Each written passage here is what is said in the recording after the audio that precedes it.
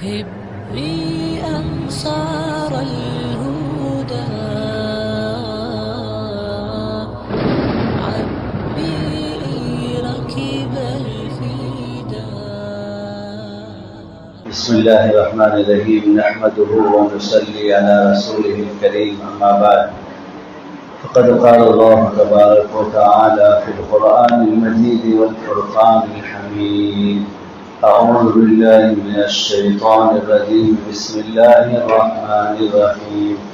من عمل صالحا من ذكر أو أنثى وهو مؤمن فلنحيينه حياة طيبة. وقال النبي صلى الله عليه وسلم: من تمسك بسنتي عند فساد أمتي فله أجر 100 شهيد، أو كما قال عليه الصلاة والسلام. بزرگ دوستو، اللہ تعالیٰ نے مجھے اور آپ کو انسان بنا کر دنیا میں بھیجا، اور یہ دنیا دارالامتحان اور دارالعمل ہے، اور ہم سب کے لیے یہ عقیدہ رکھنا ضروری ہے کہ دنیا کی یہ زندگی عارضی زندگی ہے۔ دنیا میں آدم علیہ السلام جو پہلے انسان تھے، ان سے لے کر آخری انسان تک، جس میں انبیاء بھی شامل ہیں، جو بھی دنیا میں آئے ہیں وہ جانے کے لیے آئے ہیں۔ کوئی انسان یہاں مستقل رہنے کے لیے نہیں آیا، آنے جانے کا نام ہی دنیا ہے۔ اور اصل زندگی میری اور آپ کی اور ساری انسانیت کی وہ مرنے کے بعد شروع ہوتی ہے۔ مرنے کے بعد 2 مرحلے ہیں، ایک قبر کا مرحلہ ہے اور ایک حشر کا مرحلہ ہے۔ یہ 2 مرحلوں سے پار ہو کر انسان اپنے اپنے ٹھکانوں میں چلے جاتے ہیں۔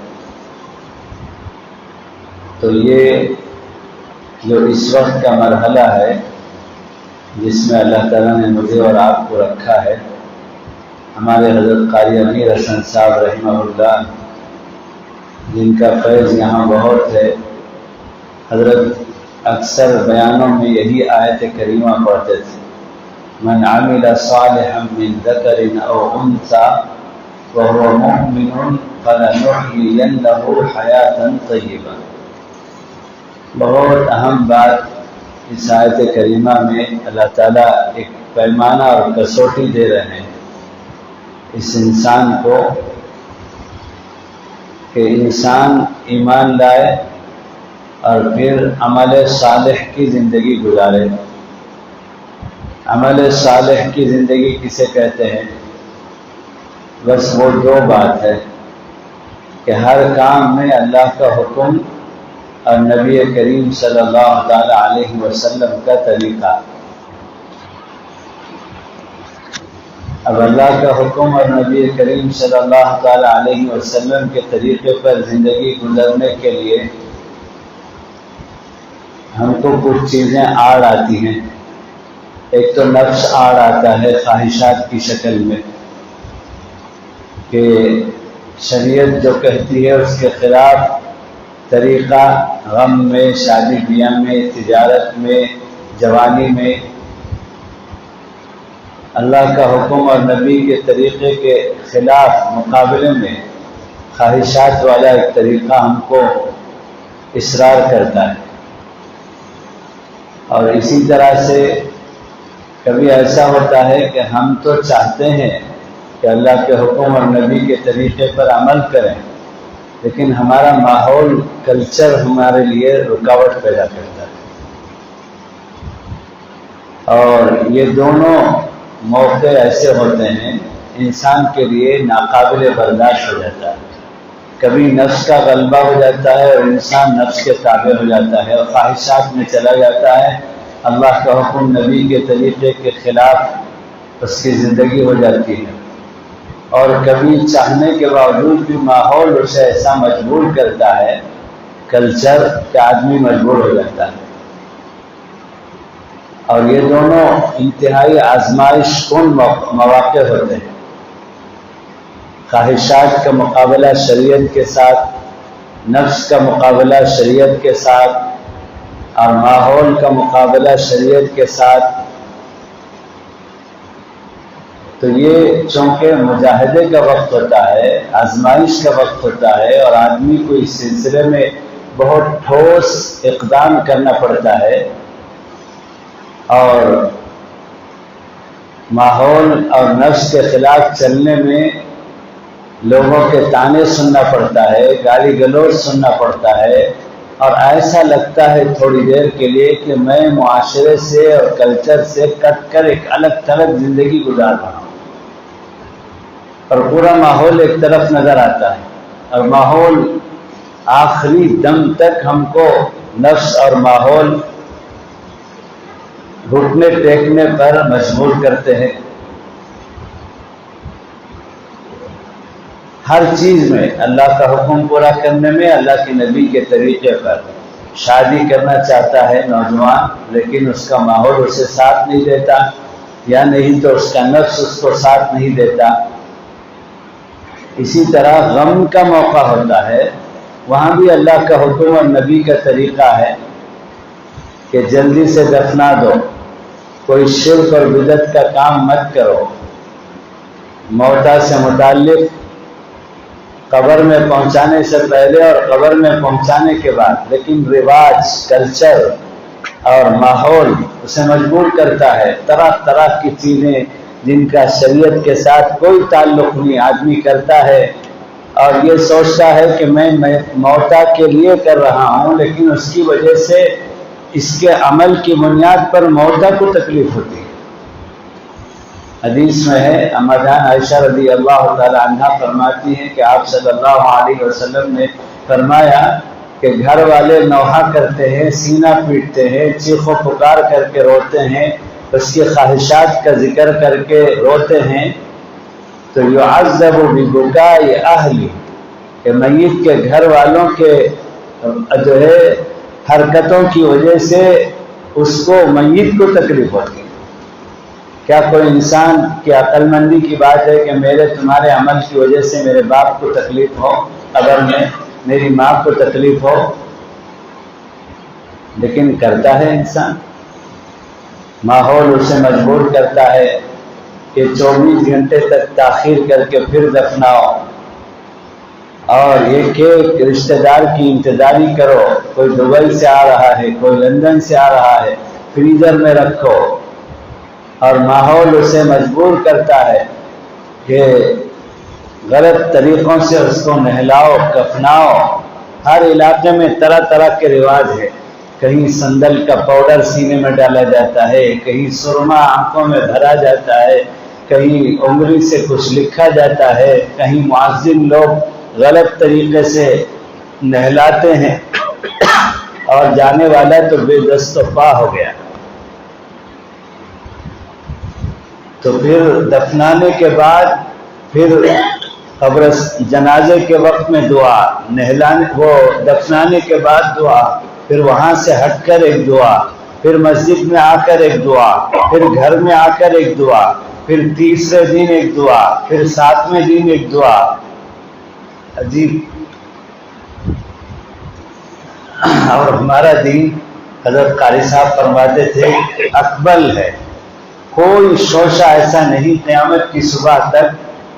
آج کا دور ترقی یافتہ دور کہلاتا ہے، لیکن اللہ کے نبی صلی اللہ علیہ وسلم فرماتے ہیں کہ مجھے قیامت کی صبح تک کی ساری چیزیں بتا دی گئی، اور میرے دین، لائے ہوئے دین کے اندر قیامت تک کے تمام چیزوں کا حل بتا دیا گیا، یا تو قرآن میں یا تو حدیث میں، ہر جگہ پر رہبری موجود ہے۔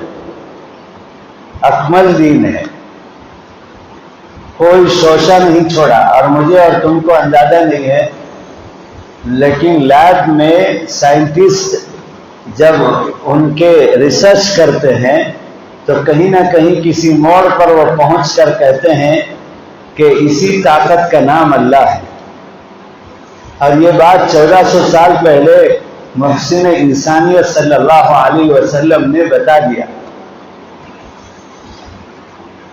آدمی کو احتلام ہوتا ہے تو تو ہماری شریعت میں ہے کہ وہ نہائے، اب اس پر نہانا ضروری ہو جاتا ہے، نہائے بغیر وہ نماز نہیں پڑھ سکتا، پاک نہیں ہو سکتا، اور اگر نہانے کے درجے میں اس کی حالت نہیں ہے تو اس کا متبادل غسل کی نیت سے تیمم کا علماء بتائیں گے کہ کب تیمم کی اجازت ہے، لیکن شریعت میں ہے، یہ ایک حکم ہے اللہ کا، اللہ کے نبی کا۔ تو اسی طرح حیض کے دن ہے عورتوں کے لیے کہ ناپاکی کا خون اس مختصر مدت کے لیے اللہ کی طرف سے ان کو جاری ہوتا ہے، اور پھر اس کے بعد ان کو نہانا پڑتا ہے۔ اور اسی طرح سے بہت سارے مسائل ہیں۔ اب یہ مسائل لے کر کے برادران وطن کے جو سائنٹسٹ ہوتے ہیں وہ ریسرچ کرتے ہیں۔ مدت رضاعت ہے کہ بچے کو اولاد کتنی مدت تک دودھ پلائے گی، یہ دودھ پلانے والی مدت جو 2 سال کی ہوتی ہے اس پر ریسرچ کرتے ہیں۔ تو سینکڑوں واقعات ایسے ہیں کہ ان ہماری شریعت کے مسائل کو لے کر جو ہے وہ ریسرچ کرتے کرتے کرتے انہوں نے اسلام کی حقانیت کا اعتراف کر لیا کہ اللہ نے جو کہا ہے اور نبی کریم صلی اللہ تعالی علیہ وسلم نے جو فرمایا ہے بالکل سچ فرمایا ہے، اور وہ وہیں لائب میں کھڑے کرے اشہد ان لا الہ الا اللہ و اشہد ان محمد رسول اللہ۔ اسی طرح کا یہ مسئلہ بھی ہے، آج کل جناب نبی کریم صلی اللہ علیہ وسلم کی شان میں گستاخی جو ہو رہی ہے، آپ اس کو لے کر کوئی پریشان ہونے کی ضرورت نہیں ہے۔ اللہ تعالیٰ نے صاف اعلان کر دیا وَرَفَعْنَا لَكَ ذِكْرَكَ، کہ میں نے اپنے حبیب صلی اللہ علیہ وسلم کے ذکر کو ہمیشہ ہمیش کے لیے بلند کر دیا۔ اب کوئی کچھ کہے کوئی فرق نہیں پڑتا، لیکن افسوس اس پر ہے کہ وہ کہتے ہیں کہ محمد صلی اللہ علیہ وسلم نے اتنی شادیاں کیوں کری، جبکہ خود ان کے اوپر اترنے والی اللہ کی کتاب میں مرد کو 4 شادی کی اجازت دی گئی ہے، تو انہوں نے 11 کیوں کری؟ یہ ان کے عقل میں آنے والا سوال ہے۔ اور وہ سوال کرتے ہیں کہ محمد صلی اللہ علیہ وسلم نے 6 سال کی کم سن بچی سے کیوں نکاح کری، اما جان عائشہ رضی اللہ تعالی عنہا سے؟ تو وہ ابھی ایمان کی دولت ان کو نہیں ملی۔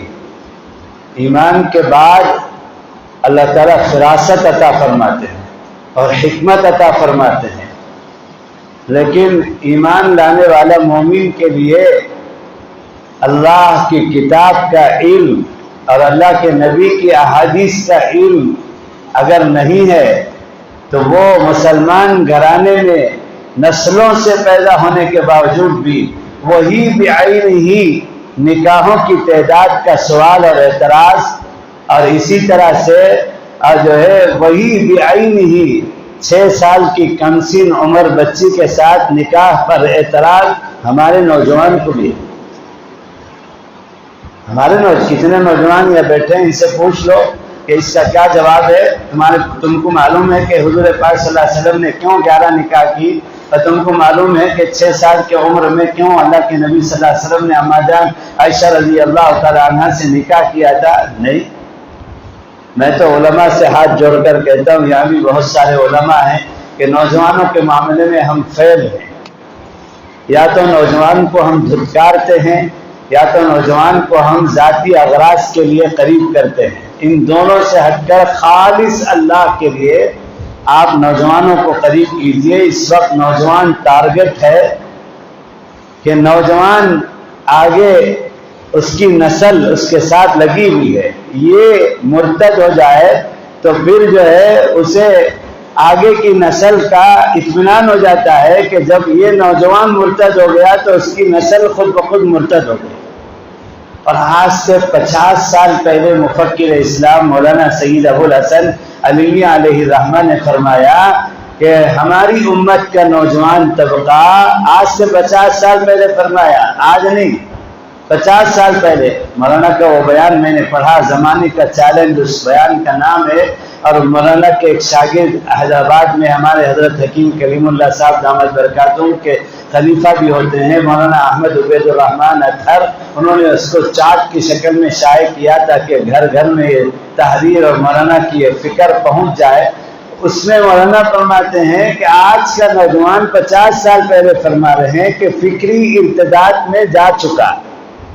فکری ارتداد یعنی جسمانی اعتبار سے تو اپنے آپ کو مومن اور مسلمان سمجھتا ہے، لیکن ذہنی اعتبار سے اس کے ذہنوں میں اتنے اعتراضات ہیں کہ ایمان ذہن و دماغ سے جا چکا۔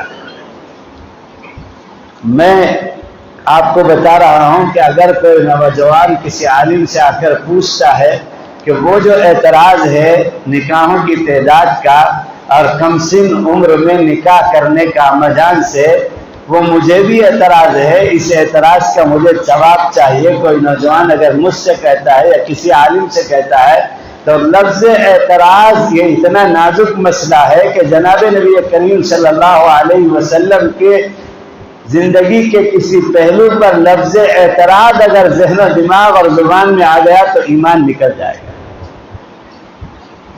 یہ اتنا نازک مسئلہ ہے، اور پھر اس میں تم یہ نہیں کہہ سکتے کہ مجھے معلوم نہیں تھا اس لیے میں نے آبجیکشن اور اعتراض کا لفظ استعمال کیا۔ تیرے ذمہ ضروری تھا کہ اپنے آقا صلی اللہ علیہ وسلم جن کی زندگی پر تیری نجات اور سعادت ہے ان کی سیرت کو تم پڑھو اور آقا صلی اللہ علیہ وسلم کی زندگی کے ہر پہلو سے متعلق دین معلومات حاصل کرو، یہ تمہارے ذمہ تھا، لیکن تم نے نہیں کیا، اور اب تم کو ان کے ساتھ ساتھ آبجیکشن اور اعتراض ہو رہا ہے۔ تو میرے دوستو، اس لیے میں نوجوانوں سے کہتا ہوں کہ تم کو اگر واقعی معلومات نہیں ہے دین دوری کی وجہ سے، علماء سے دوری کی وجہ سے، تو تم کو یہ حق ہے کہ تم آ کر کسی عالم کے پاس دو زانو ہو کر بیٹھو اور ان سے گزارش کرو کہ حضرت مجھے وہ مسئلہ ذرا مجھے بھی سمجھا دیجئے، میرے پاس ملنے جلنے والے بہت سارے برادران وطن ہیں، میں ان کو آپ صلی اللہ علیہ وسلم کی زندگی کا یہ پہلو سمجھانا چاہتا ہوں، مجھے سمجھا دیجئے، میں بھی سمجھنا چاہتا ہوں اور دوسروں کو بھی سمجھانا چاہتا ہوں۔ اگر کوئی نوجوان ان الفاظ کے ساتھ کسی عالم کے پاس آتا ہے تو عالم کی ذمہ داری ہے کہ اسے اس مسئلے کو لے کر بڑے پیار اور محبت سے سمجھائے، اور ایک نہیں کئی مرتبہ جب تک اس کے دل و دماغ میں نہ گھس جائے اور آقا صلی اللہ علیہ وسلم کی محبت اور زیادہ نہ ہو جائے تب تک اس کو سمجھائے۔ علماء کی ذمہ داری ہے اور نوجوانوں کی ذمہ داری ہے۔ من عمل صالحا من ذکر او انثى وهو مؤمن فلنحيينه حیاتا طیبہ، اللہ نے ایمان کی دولت دی تو اب یہ ایمان کی بقا اور استقامت اور تحفظ اعمال صالحہ سے ہوگی۔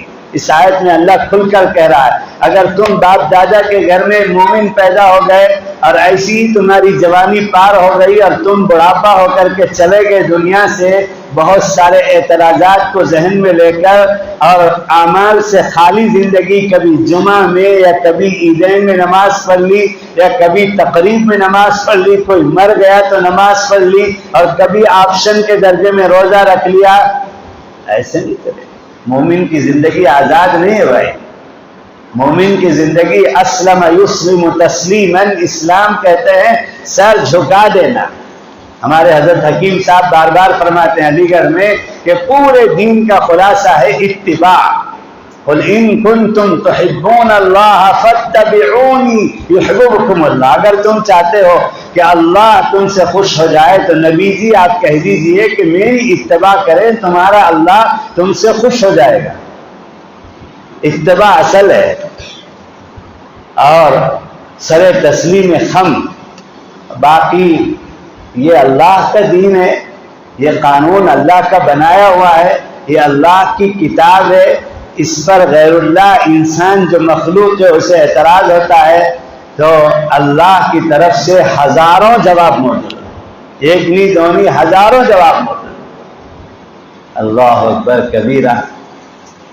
ایک سرکاری آدمی نے مجھے سوال کیا، ایک جگہ میں مہمان بنا ہوا تھا تو میزبان کے پاس وہ بھی تھے اور بڑے عہدے پر تھے غیر مسلم ہمارے بھائی، تو انہوں نے سوال کیا کہ حضرت میں ایمان لانا چاہتا ہوں، لیکن جو ہے مجھے ایک سوال کا جواب چاہیے، اور یہ سوال میں نے کئی مولویوں سے سن رکھا ہے، وہ پوچھ چکا ہوں، لیکن اب تک مجھے تشفی بخش جواب نہیں ملا ہے۔ اب آپ سے بھی میں سوال کر رہا ہوں، اور انہوں نے اتنی معلومات دین کے بارے میں، ایمان کے بارے میں، جو آج ہمارا آبائی مسلمان نوجوان کو نہیں ہے، اتنی معلومات انہوں نے دی۔ حدیثیں وہ پڑھ رہے ہیں، قرآن کی آیتیں پڑھ رہے ہیں، اور ان دین کی باتیں بتا رہے ہیں، تو میرے دل میں یہ داعیہ آیا کہ اے اللہ ان کو ہدایت سے نواز دے۔ ان کی باتوں کو سن کر تو انہوں نے محسوس کیا کہ ان کا دل تڑپ رہا ہے، تو انہوں نے فوراً خود ہی کہا کہ آپ کی اندر کی بات میں سمجھ رہا ہوں، آپ کے من میں کیا ہے میں سمجھ رہا ہوں، اور میرا ایک سوال ہے، اور یہ سوال میں نے کئی عالموں سے پوچھا ہے، مجھے اب تک اطمینان بخش جواب نہیں ملا۔ آپ سے بھی پوچھ رہا ہوں، آپ مجھے جواب دے دیجئے، میں ابھی آپ کے من کی بات کو پورا کر دوں گا۔ وہ کیا سوال تھا؟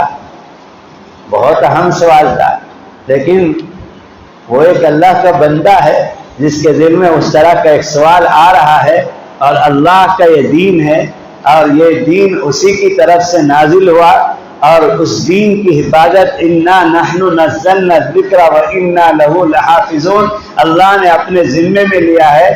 تو کیا ایک کروڑوں کھربوں بندوں میں سے ایک بندے کو اگر دماغ میں اس کے لائے ہوئے دین کو، اس کے بھیجے اتارے ہوئے دین کے متعلق ایک سوال آ جائے تو جواب نہیں ہوگا، سوال ہی نہیں اٹھتا۔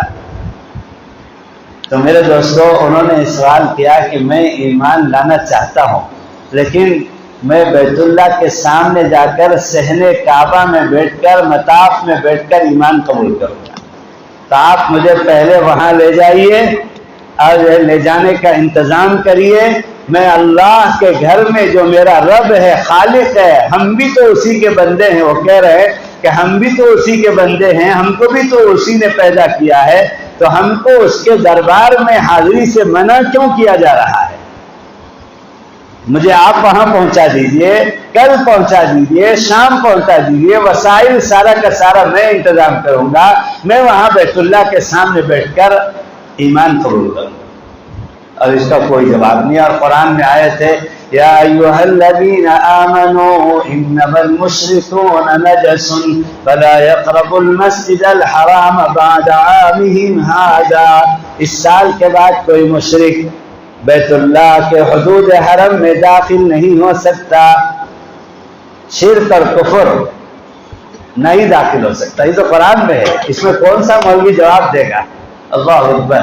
میرا دل اندر سے تڑپ رہا تھا، میں اسی وقت جو ہے ادھر سے ادھر کتابوں میں، علماء سے رابطے میں، میرا دل تڑپ رہا تھا کہ اللہ، اور میں صلاۃ الحاجہ پر صلاۃ الحاجہ اللہ سے پڑھ کے مانگ رہا تھا کہ اللہ تیرے اس بندے کو جو تڑپ رہا ہے تیری طرف آنے کو راستہ بتا دے، راستہ پیدا کر دے، اس سوال کا اطمینان بخش جواب دے دے۔ اتفاق سے انہی دنوں میں اشرف المدارس ہردوئی کے شیخ الحدیث حضرت مولانا افضال الرحمان صاحب سے میری ملاقات ہوئی۔ میں نے مولانا کے سامنے بھی یہ طلب رکھی، اور تو مولانا نے مجھے ایک دو جواب بتایا، اور پھر اس کے بعد میں ایک جگہ مدرسے میں لائبریری میں کتاب چھان رہا تھا، تو دارالعلوم دیوبند کے 60 سالہ محتمم بانی دارالعلوم کے پوتے حکیم الاسلام قاری طیب صاحب علیہ رحمہ کے ملفوظات، اہم باتوں کی کتابوں کا ایک مجموعہ جو علامہ تقی صاحب نے مرتب کیا ہے، 1000 باتیں، اس کتاب کا نام ہے 1000 باتیں، اتنی آدھے صفحے کی، پاؤ صفحے کی۔ تو میں وہ کتاب اٹھا کر ایسے کھولا تو پہلے صفحے میں مجھے اس کا اطمینان بخش جواب مل گیا۔ ایسے ہی ادھر ادھر دوسرے تیسرے ورق کی پلٹنے کی ضرورت نہیں پڑی، یہ اللہ کی طرف سے نظام تھا کہ اسی صفحے میں اس کا جواب بہترین اطمینان بخش مل گیا۔ وہ جواب یہ تھا کہ ہر دنیا میں بھی، ہر ملک میں بھی یہ ضابطہ ہے کہ بادشاہ کی اجازت کے بغیر کوئی شخص اس کے محل میں نہیں آ سکتا، اور بادشاہ جسے چاہے بلا سکتا ہے، اور جس کو بلائے گا وہی دربار میں محل میں اندر جا سکتا ہے، اور جو بادشاہ کا باغی ہو، یہاں رک رہا ہوں میں، جو اللہ کا باغی ہو اور جو بادشاہ کا باغی ہو اس کی نعمتوں کو استعمال کر کے کفران نعمت کر رہا ہے، بادشاہ دنیا میں بھی اس کے محل میں آنے کی اس کو اجازت نہیں دیتا۔ تو یہی حال بیت اللہ میں داخلے کا بھی ہے کہ بیت اللہ میں داخلے کے لیے اس کو ماننا پڑے گا اور اس کی ماننا پڑے گا، اس کو ماننا پڑے گا، اس کی ماننا پڑے گا، تب اس کو اندر آنے کی اجازت ہوگی۔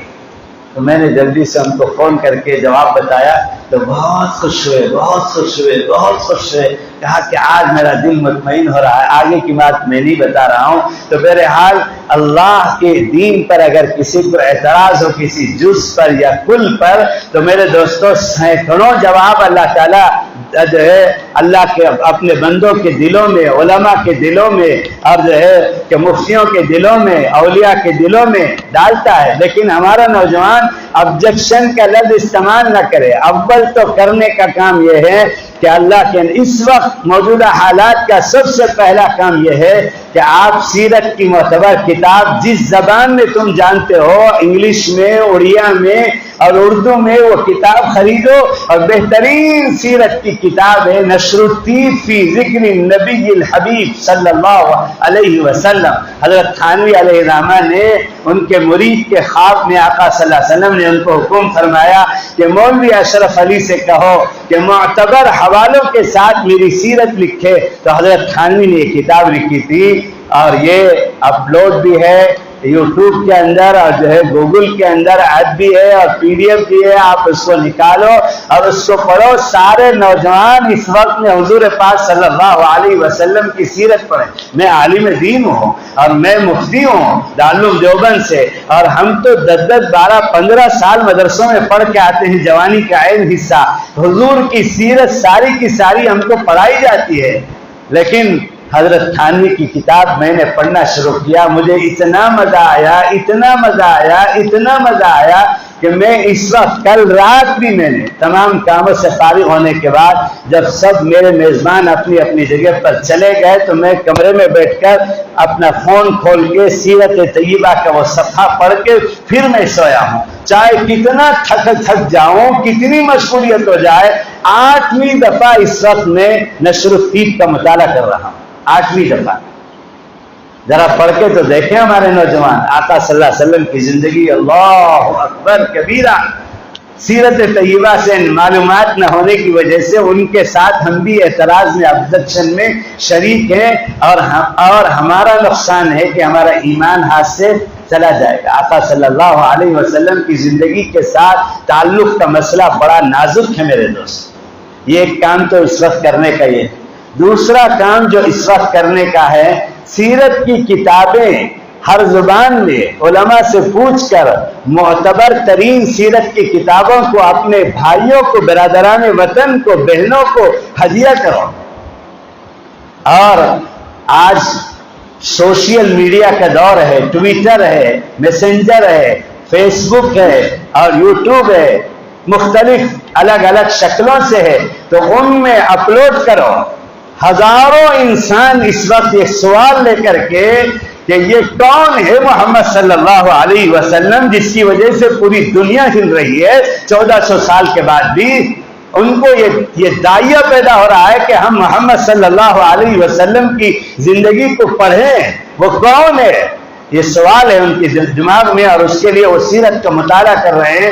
اس لیے آپ کا دوسرا کام یہ ہے کہ آپ اپلوڈ کرو اور سیرت کی کتابیں جن کو اللہ نے مال دیا ہے خرید کر آقا صلی اللہ علیہ وسلم کی محبت کے ساتھ میں ان کو سیرت طیبہ کی کتاب پیش کرو۔ حضرت علی میاں کی لکھی ہوئی ہے، حضرت مولانا سید سلیمان صاحب جو ہے رحمہ اللہ کی لکھی ہوئی رحمت للعالمین ہے، حضرت تھانوی کی لکھی ہوئی ہے، حضرت نانوتوی کی لکھی ہوئی ہے، مختلف ہمارے اکابر نے ہر زمانے میں لکھا ہے۔ اور اللہ کے نبی کی سیرت پر جتنا لوگوں نے لکھا، جتنا لوگوں نے بیان کیا، قیامت تک کوئی کسی پر کوئی اتنا نہیں لکھ سکتا۔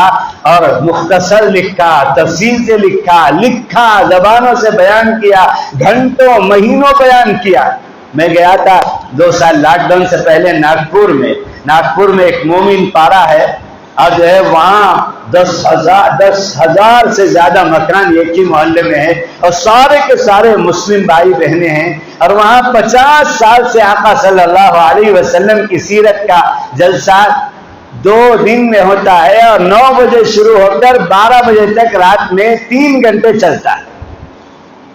مختلف علماء آتے رہے، 50واں سال تھا تو آدھی صدی پوری ہو رہی تھی۔ وہاں کے ہمارے جمعیت کے جو ذمہ دار ہیں حافظ مسعود صاحب، انہوں نے مجھ سے رابطہ کیا اور مجھے بلایا، میں گیا تھا۔ اللہ کی توفیق سے میرا کوئی کمال نہیں، الحمدللہ 2 قسطوں میں آقا صلی اللہ علیہ وسلم کی سیرت 3 گھنٹے بیان ہوئی، تو اس میں آدھا مجمع ہمارے محبین بھائیوں کا تھا، آدھا مجمع ہمارے وہ محلہ ہی جو ہے زیادہ مومن بھائیوں کا ہے، اور پورا مجمع ہزاروں افراد کا تھا، حد نظر انسانوں کا سمندر تھا آقا کے عشق میں، اور کھڑے کھڑے 3 گھنٹے سن رہے ہیں آقا صلی اللہ علیہ وسلم کے عشق میں۔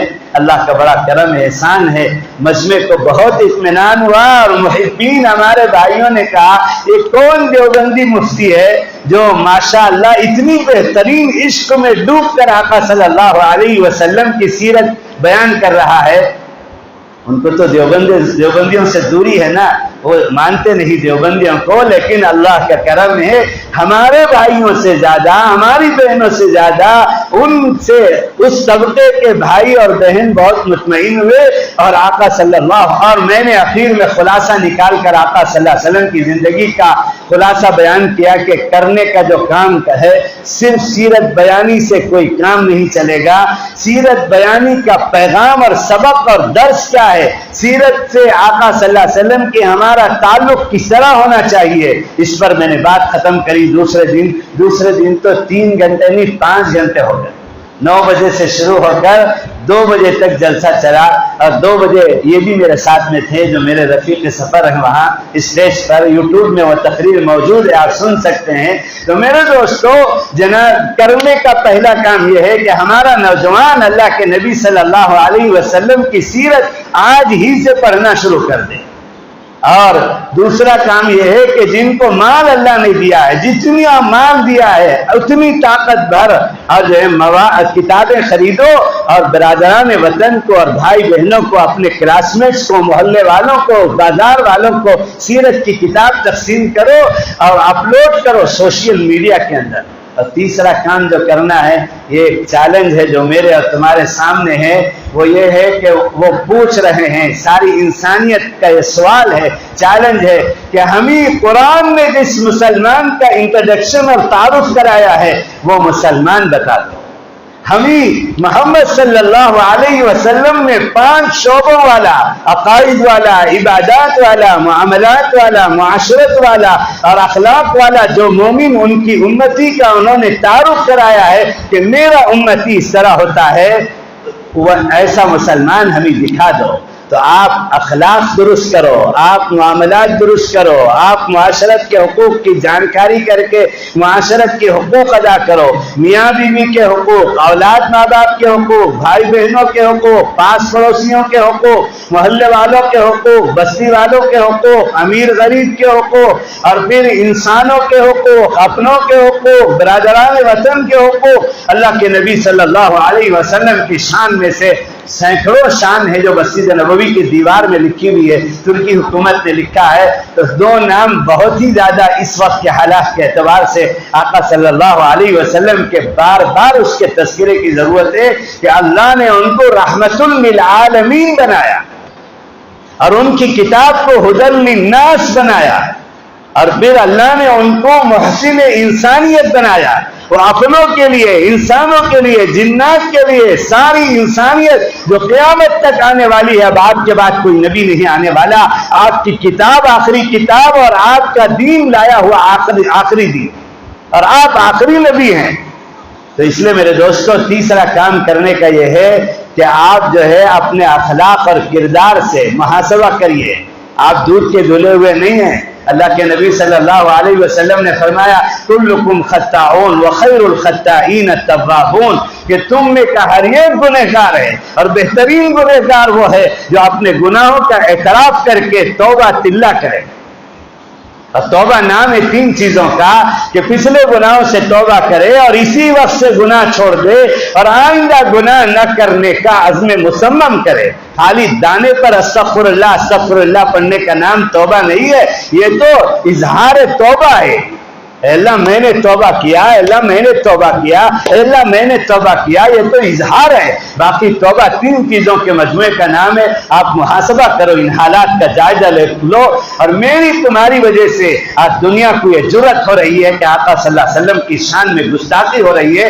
آج ہمارا نوجوان جوش دکھانا چاہتا ہے اور جلد سے جلوس دکھانا چاہتا ہے. نہیں، ہمارے اکابر اور حضرت جناب نبی کریم صلی اللہ علیہ وسلم نے صحابہ کو اور صحابہ نے تابعین تبع تابعین کو اور 1400 سال کے بعد نائبین رسول علماء کو اللہ نے جوش کے ساتھ اور ہوش کا نسخہ دیا ہے، اور جوش کے ساتھ حکمت کا نسخہ دیا ہے، جوش کے ساتھ تدبیر اور تدبر کا نسخہ دیا ہے، جوش کے ساتھ پلاننگ اور مشورے کا نسخہ دیا ہے، جوش کے ساتھ قیادت کا نسخہ دیا ہے. اس لیے میرے دوستو، جوانی کے عمر میں جو جوش ہے اس سے اپنے علماء سے جڑو اور جو ہے اپنے اہل اللہ سے جڑو اور ان سے پوچھو کہ آقا صلی اللہ علیہ وسلم پر گستاخی ہو رہی ہے، ہم کو کیا کرنا چاہیے؟ کرنا چاہیے کہ سیرت کی مطالعہ سیرت طیبہ کا تم کرو اور عشق اور مستی میں ڈوب کر کرو اور پھر سیرت کو پھیلاؤ. اور پھر تیسرا کام اپنے کردار سے، اخلاق سے، معاملات سے اور کیریکٹر سے بازاروں میں اور جو ہے اسکولوں میں، کالجوں میں اور جو ہے اپنے ساتھیوں میں بتاؤ کہ محمد صلی اللہ علیہ وسلم کا امتی اس طرح ہوتا ہے. یہ ہے تیسرا کام، کریں گے انشاءاللہ. تو اللہ تعالیٰ کہتا ہے من عمل صالحا من ذکر او انثى وهو مؤمن فلنحيينه حیاتا طیبہ، کہ جو ایمان لائے اور اس کے بعد عمل صالح والی زندگی گزارے. عمل صالح والی، اعمال صالحہ والی زندگی کہتے ہیں کہ ہر کام میں اللہ کا حکم اور حضرت جناب نبی کریم صلی اللہ علیہ وسلم کا طریقہ. اور اس سلسلے میں نے شروع میں بتایا کہ نفس اور ماحول رکاوٹ بنے گا. میں نے حدیث پڑھی، اللہ نے مجھے دل میں ڈالا، میں صلاۃ الحاجہ پڑھ کے بیٹھا ہوں کہ اللہ مجمع کے مطابق میرے زبان سے بات کہلوا دے اور جو ہے جو مجمع کے لیے بھی نافع ہو، میرے لیے بھی نافع ہو. تو اللہ نے یہ آیت اور یہ حدیث ڈالی تو عمل صالح والی زندگی پر اللہ تعالیٰ حیات طیبہ عطا کریں گے.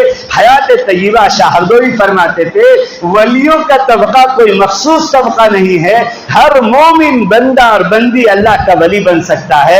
اور قرآن کی آیت قاری صاحب پڑھتے تھے کہ ولی ہونے کے لیے عالم ہونا شرط نہیں ہے، عالم تاجر اپنی تجارت میں بازار میں بیٹھ کر ولایت کا مقام حاصل کر سکتا ہے، اور اسکول کالج کا ہیڈ ماسٹر اور پرنسپل اپنے وہاں ٹیبل میں بیٹھ کر ولی بن سکتا ہے، اور ملازم اپنی ملازمت میں رہ کر میرے دوستو اللہ کا ولی بن سکتا ہے. ایمان کی دولت جس کے پاس ہے وہ عمل صالح زندگی کے کسی بھی شعبے سے شکل سے جڑا ہوا ہے. عمل صالح اللہ کا حکم اور نبی کے طریقے کے مطابق زندگی گزار لے تو اللہ تعالیٰ اسے حیات طیبہ، حیات طیبہ کا مطلب اپنی دوستی اور ولایت کا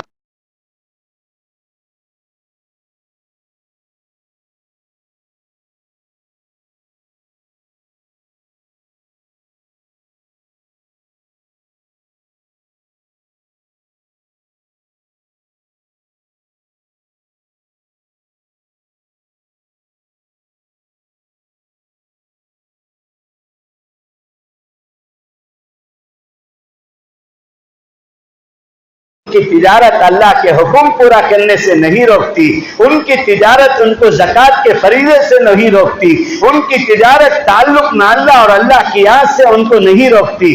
رجال لا تلہیہم تجارت ولا بیع عن ذکر اللہ واقام الصلاۃ وایتاء الزکاۃ یخافون یوما تتقلب فیہ القلوب والابصار. قرآن کہتا ہے وہ تاجر صحابہ، اس آیت میں وہی تاجر صحابہ مراد ہے. تو تاجر بھی ولی بن سکتا ہے، جوان بھی ولی بن سکتا ہے، عورت بھی ولی بن سکتی ہے۔ یہاں آیت میں صاف کہا جا رہا ہے من ذکر او انثی، چاہے وہ مردوں میں سے ہو چاہے وہ عورتوں میں سے ہو۔ جہاں خواجہ حسن بصری علیہ رحمہ کا نام ہے وہاں حضرت رابعہ بصریہ کا نام ہے، جہاں صحابہ کا نام ہے وہاں صحابیات کا نام ہے، جہاں جو ہے اولیاء کا نام ہے وہاں اولیاء کی ماؤں کا نام ہے جن کے گودوں سے وہ اولیاء پیدا ہو رہے ہیں۔ تو اس لیے میرے دوستو شرط یہ ہے کہ ایمان کے ساتھ عمل صالح، اور عمل صالح والی زندگی کہتے ہیں ہر کام میں چاہے نفس رکاوٹ بنے چاہے ماحول رکاوٹ بنے، اس وقت میں ہمارے لیے آزمائش کا وقت آئے تو ان کا مقابلہ کر کے بہرحال ہر حال میں اللہ کا حکم اور نبی کے طریقے پر زندگی گزاریں گے تو مرد ہو عورت ہو عالم ہو غیر عالم ہو اللہ اسے اپنی دوستی عطا کریں گے۔ حیات طیبہ سکون والی زندگی آج ہر آدمی پریشان ہے، ہر آدمی پر کوئی آدمی ہزاروں میں ایک نہیں ملتا جو آ کر ہم لوگوں سے کہے کہ حضرت الحمدللہ میری زندگی عافیت اور سکون کے ساتھ۔ 999 افراد ہزار میں سے آ کر کہتے ہیں کہ ہم کو اس طرح کی پریشانی ہے، اس طرح شادی شدہ نوجوان بھی پریشان ہے، شادی کے بغیر نوجوان بھی پریشان ہے، کوئی جسمانی اعتبار سے پریشان ہے، کوئی روحانی اعتبار سے پریشان ہے، ہر کوئی پریشان ہے۔ وجہ کیا ہے؟ ایمان تو ہے لیکن عمل صالح والی زندگی ہم نے چھوڑ دی ہے، اور عمل صالح والی زندگی کہتے ہیں کہ ہر کام میں نفس و شیطان کا مقابلہ کر کے اللہ کا حکم اور نبی کا طریقہ اختیار کریں۔ اسی لیے میں نے جو حدیث پڑھی آپ صلی اللہ علیہ وسلم صاف فرماتے ہیں قیامت کے قریب ایسا زمانہ آنے والا ہے کہ تمہارا نفس میرے طریقے پر زندگی گزارنے کے لیے رکاوٹ بنے گا، اور جو ہے تمہارا ماحول اس وقت میرے طریقے پر زندگی گزارنے کے لیے رکاوٹ بنے گا۔ تو اللہ کے نبی صلی اللہ علیہ وسلم نے اتنی اونچے کلمات اور اتنی بڑے خوشخبری سے نوازا، من تمسک بسنتی عند فساد امتی فلہ اجر 100 شہید، کہ جو ماحول کے بگاڑ کے وقت، ماحول کے رکاوٹ کے وقت اور نفس کے رکاوٹ کے وقت میں جو میرے طریقے پر عمل کرے گا اسے 100 شہیدوں کا ثواب ملے گا۔ کتنے؟ 100 شہیدوں کا۔ اللہ اکبر! اس سے بڑا buy one get one free یہ تو دنیا کا ہے، ایک لو تو ایک دیں گے۔ اور اللہ کے نبی فرماتے میرے طریقے کے مطابق جو زندگی گزارے گا نفس اور ماحول کے رکاوٹ کے وقت میں، صاف اس حدیث میں یہ الفاظ ہے من عند فساد امتی، ماحول کے رکاوٹ کے وقت، نفس کے رکاوٹ کے وقت میں اسے 100 شہیدوں کا۔ شہید کسے کہتے ہیں؟ جو سب سے اعلیٰ درجے کی قربانی اللہ کے لیے، اس کے رسول کے لیے، اس کے دین کے لیے اپنی جان کی قربانی پیش کرتا ہے۔ قطرہ، اور اس کا حکم یہ ہے قطرہ خون ٹپکنے سے پہلے زمین میں اللہ تعالیٰ اس کی روح کو اس کے ٹھکانے میں جنت میں پہنچا دیتے ہیں۔ اور یہ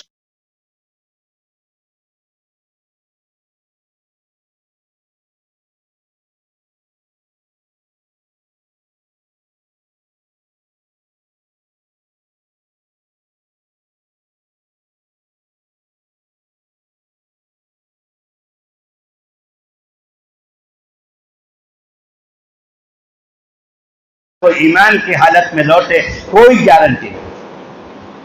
تو اس لیے اس وقت سب سے بڑا مسئلہ ایمان کا ہے، اور ایمان والی زندگی پر استقامت ہوتی ہے اعمال صالح سے۔ مرد ہو عورت ہو تاجر ہو عالم ہو اور ملازم ہو جوان ہو بوڑھا ہو، سب کے سامنے یہ حالات سے اللہ تعالیٰ یہی خیر کے پہلو پیدا کر رہے ہیں کہ مسلمان سو رہا ہے اور اللہ کا بندہ اور بندی غفلت اور لاپرواہی کی زندگی گزار رہے ہیں، اس لیے اللہ تعالیٰ ہلا رہا ہے، جھنجھوڑ رہا ہے کہ چلو آ جاؤ میری طرف کو، اور میرے حبیب صلی اللہ علیہ وسلم کی زندگی کو جو اس وقت سب سے بڑا چیلنج ہے اس کو اختیار کرو۔ تو یہ کرنے کے 3 کام ہیں۔ سیرت طیبہ کا مطالعہ کرو، سیرت طیبہ کو ہر شکل سے عام کرو، اور جو ہے سیرت طیبہ کا عملی کردار اپنی زندگی میں پیدا کر کے اخلاق اور معاملات کی صفائی اور کیریکٹر کے ذریعے سے.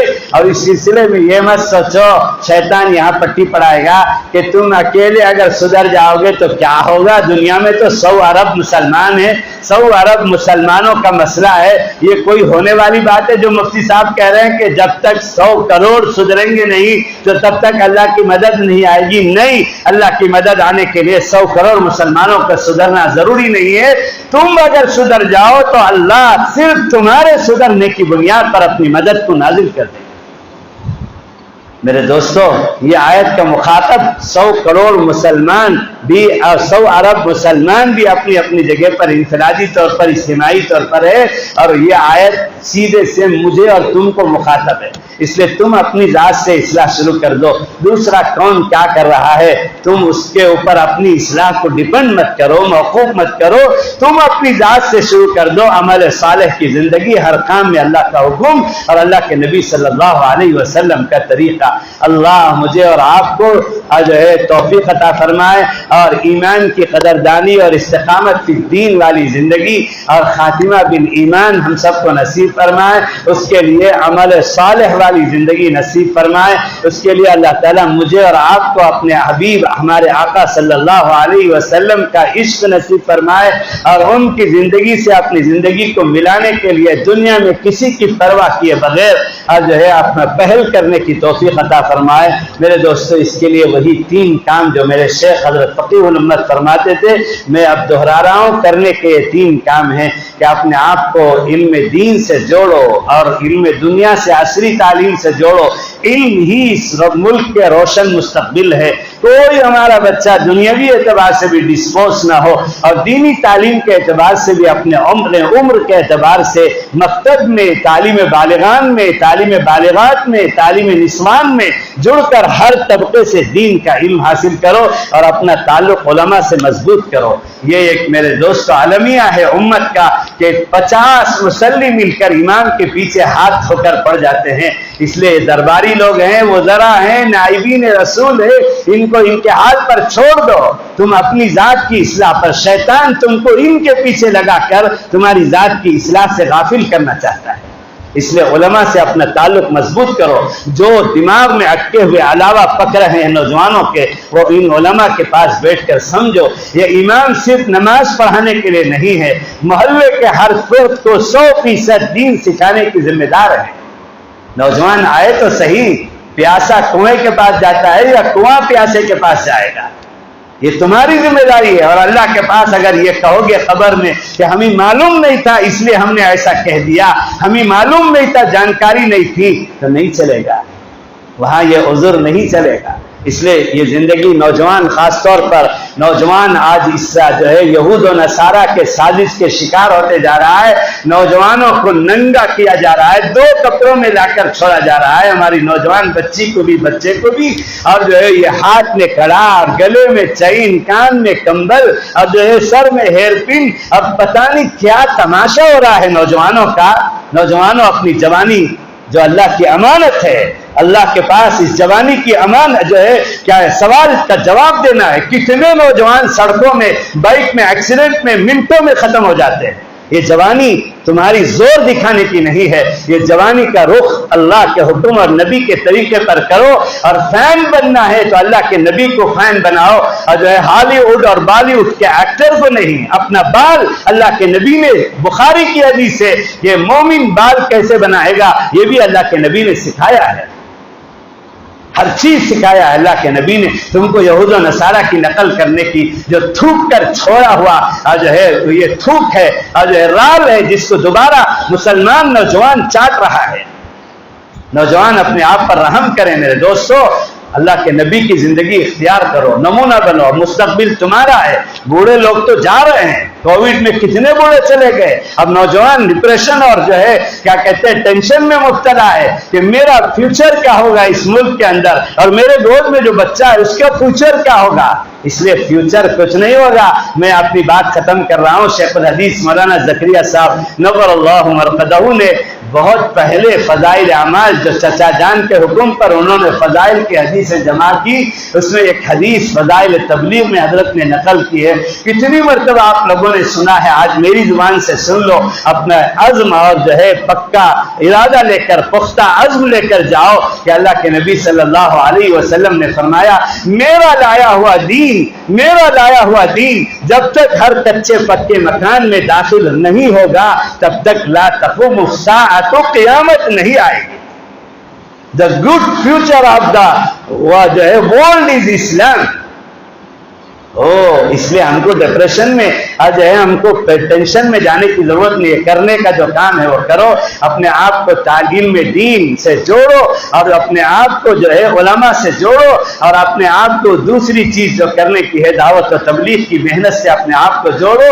یہ دعوت و تبلیغ کی محنت یہ کوئی آپشن نہیں ہے، یہ سب کے لیے کمپلسری ہے. خاص طور پر نوجوان طبقہ جب اس سے جڑے گا انشاءاللہ مسجد کے ماحول میں 40 دن 4 مہینے رہے گا، 3 دن رہے گا، اللہ کا دین اس کی زندگی میں آئے گا اور طلب اور طلب پیدا ہوگی. واپس آ کر علماء سے تعلق جوڑ کر دین پوچھ کر زندگی میں لائے گا. اور تیسری چیز ہے اللہ والوں کی صحبت، جس کو میں 3 تا کہتا ہوں: تعلیم کی تا، تبلیغ کی تا اور تزکیہ اور صحبت اولیاء کی تا. اللہ والوں سے جڑو. سینکڑوں کارگزاری ہے، میرے پاس وقت نہیں ہے، ورنہ میں سنا تھا کہ جوان اللہ والوں سے جڑتے ہیں تو ان کی زندگیاں کیسے پاکیزہ بن جاتی ہیں. تاجر کروڑپتی اگر جو ہے اللہ والوں سے جڑ جائے تو ان کے مال کا رخ کیسے صحیح ہو جاتا ہے. عورتیں خواتین اپنے محرم کے واسطے سے اللہ والوں سے جڑ جائیں تو ان کی کیسی پیاری دین کی کارگزاری ہو جاتی ہے. میرے دوستوں میں سنا تھا، میرے پاس وقت نہیں ہے، بس یہی اسی پر بات ختم کر رہا ہوں. خوف و ہراس میں مت جاؤ اور ڈپریشن اور ٹینشن میں مت جاؤ. سر اٹھا کر جیو، کرنے کا کام کرو. جو ہے ملک کے تمام شعبوں میں جاؤ اور جو ہے اس کے لیے تیاری کرو اور اس کے لیے جو ہے تعلیم، عصری تعلیم، دنیاوی تعلیم دونوں حاصل کرو اور دعوت و تبلیغ سے جڑو اور اللہ والوں سے جڑو. انشاءاللہ ہمارا مستقبل روشن ہے. اللہ ہم سب کو توفیق عطا فرمائے. یا رب صلی وسلم دائما ابدا علی حبیبک خیر الخلق کلہم یا ارحم الراحمین یا ارحم الراحمین یا ارحم الراحمین یا ذا الجلال والاکرام یا ذا الجلال والاکرام یا ذا الجلال والاکرام. اے اللہ ہم سب کے گناہوں کو معاف فرما. اے اللہ اس جرم عظیم کو معاف فرما. تو نے دین محمد، دین شریعت محمدی اور اپنا دین ہم سب کو آقا صلی اللہ علیہ وسلم کے واسطے سے دیا. یہ دین بڑے مجاہدوں سے ہم تک پہنچا، لیکن ہم یہود و نصارہ کے ملعون اور مردود طریقوں کو اختیار کر رہے ہیں. اے اللہ ان کے طریقوں پر ہمارا نوجوان بچہ اور بچی زندگی گزار رہا ہے. اے اللہ یہ جوانی تیری دی ہوئی امانت ہے جس کے بارے میں ہر نوجوان بچے اور بچی کو اور ہم سب کو جواب دینا ہے. اے اللہ اس کی قدردانی کی توفیق عطا فرما. اے اللہ تیری محبت اور تیرا تعلق اور تیرا عشق نصیب فرما. تیرے حبیب صلی اللہ علیہ وسلم کی محبت اور عشق اور تعلق نصیب فرما. اے اللہ آپ صلی اللہ علیہ وسلم والی زندگی جو صحابہ نے اختیار کی اور صحابہ کو دنیا میں تو نے خوشخبری سنائی کہ تو ان سے راضی ہو، تجھ سے راضی. اے اللہ ایسی پاکیزہ زندگی ہم سب کو نصیب فرما. اے اللہ ہماری حفاظت فرما، ہمارے نوجوان بچے اور بچیوں کی حفاظت فرما. ان کی جوانی کو اے اللہ دین کی اشاعت اور حفاظت کے لیے، عمل صالح کے لیے قبول فرما لے. اے اللہ ہماری نسلوں کی حفاظت فرما. اے اللہ پانچوں شعبوں والا کامل و مکمل دین ہم سب کو نصیب فرما. اے اللہ ہمارے ظاہر کو باطن کو بنا دے. اے اللہ دنیا اور آخرت اچھی کر دے. اے اللہ ہمیں جسمانی روحانی بیماریوں سے حفاظت فرما. اے اللہ خوشحال خوشگوار زندگیاں نصیب فرما. حیات طیبہ ہم سب کو نصیب فرما. اے اللہ عمل صالح کی برکت سے حیات طیبہ اور اپنی ولایت اور دوستی ہم سب کو نصیب فرما. اے اللہ ہم سب کو حلال روزی برکت والی، اطمینان والی، عافیت والی، عزت والی عطا فرما.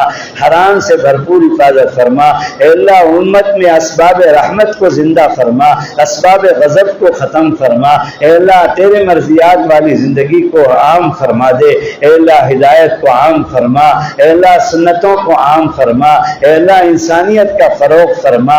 اے اللہ پورے عالم میں بالخصوص بالخصوص ہمارے ملک میں عدل و انصاف، پیار و محبت، گنگا جمنی تہذیب کو زندہ جاوید فرما۔ اے اللہ ایک دوسرے کے حقوق کو جان جان کر اے اللہ ادا کرنے والا بنا۔ اے اللہ موت سے پہلے پہلے اپنے حقوق بھی ادا کروا لے۔ اے اللہ اپنے بندے اور بندیوں کے حقوق کو بھی جان جان کر پوچھ کر ادا کر کے بری ہونے کی توفیق عطا فرما۔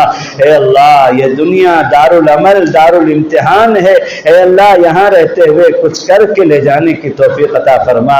اے اللہ بہت سن لیا، بہت سنا دیا، اے اللہ اب ہماری زندگیوں کو عملی زندگی بنا دے۔ اے اللہ آقا صلی اللہ علیہ وسلم کی محبت عشق کے درجے میں اے اللہ امت کے ہر فرد میں ہر طبقے میں پیدا فرما دے۔ اے اللہ آپ جیسی پاکیزہ زندگی کو عام فرما دے۔ اے اللہ سارے ہی انسانوں کو آقا صلی اللہ علیہ وسلم کا عاشق بنا کر اے اللہ تیری توحید اور ان کی رسالت کا مقصد اور بعثت کا مقصد کا اقرار کر کے ان جیسی پاکیزہ زندگی سارے ہی انسانوں کو عطا فرما دے۔ اے اللہ ہم سب کو اے اللہ جملہ مقاصد حسنہ میں کامیابی عطا فرما۔ اے اللہ سنتوں والی ایمان اور ایمانیات والی زندگی نصیب فرما۔ اے اللہ سنتوں والی ایمان والی موت اور حسن خاتمہ اپنے اپنے وقت پر اکمل ایمان پر نصیب فرما۔